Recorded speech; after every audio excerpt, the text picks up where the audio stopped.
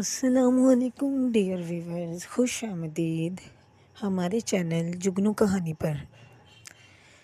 Dear viewers, آج میں آپ کو جو کہانی سنانے جا رہی ہوں اس میں لالچی کسان اور ایک درخت ہے۔ ایک گاؤں میں علی نام کا ایک کسان رہتا تھا۔ یہ کسان بہت زیادہ غریب تھا، دن رات محنت کرتا تھا اور ایک چھوٹے سے گھر میں رہتا تھا۔ محنت کرنے کے باوجود بھی یہ اتنے پیسے نہیں کما سکتا تھا کہ یہ اپنے بیوی بچوں کا گزارا کر سکے۔ اپنے بچوں کو پالنے کے لیے یہ دور دراز جنگل میں جاتا تھا۔ جنگل میں جا کر یہ لکڑیوں کو تلاش کرتا تھا جس سے اس کا بامشکل گزارا ہوتا تھا۔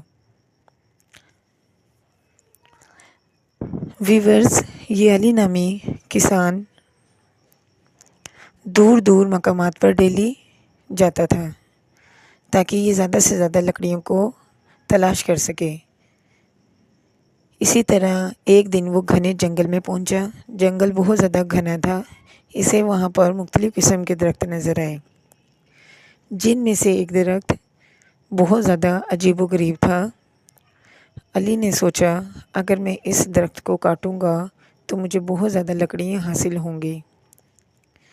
جیسے ہی علی اس درخت کے پاس پہنچا اور اسے کاٹنے لگا، درخت کے اندر سے آواز آئی، مجھے نہ کاٹو، میں تمہیں سونے کا سکہ دوں گا۔ یہ سن کر علی بہت زیادہ خوش ہوا۔ اس کے بعد علی اپنے گھر چل پڑا۔ اگلے روز علی اسی درخت کے پاس آ کر بیٹھ گیا۔ جیسے ہی وہ اس عجیب و غریب درخت کے پاس آیا تو اسے ایک سونے کا سکہ ملا۔ وہ یہ سکہ لے کر اپنے گھر گیا اور اپنے بیوی بچوں کو دکھایا اور ان کو کھانے کی چیزیں لا کر دی۔ اسی طرح روزانہ علی اسی درخت کے نیچے جاتا اور بہت زیادہ سونے کے سکے روزانہ لاتا۔ ایک دن اسے لالچ آیا کہ کیوں نہ میں اس درخت کو کاٹ کر تمام سونے کے سکے ایک ہی باری میں حاصل کر لوں۔ لالچ کی وجہ سے وہ جنگل دوبارہ گیا اور اپنا کلہاڑا اٹھایا۔ جیسے ہی وہ درخت کو کاٹنے لگا، درخت سے آواز آئی، مجھے نہ کاٹو، میں تمہیں سونے کے سکے دوں گا۔ لیکن علی نامی یہ کسان نہ رکا کیونکہ اس کے دل میں لالچ آ چکا تھا۔ اس کے بعد اس نے اپنے کلہاڑے سے درخت کو کاٹنا شروع کر دیا۔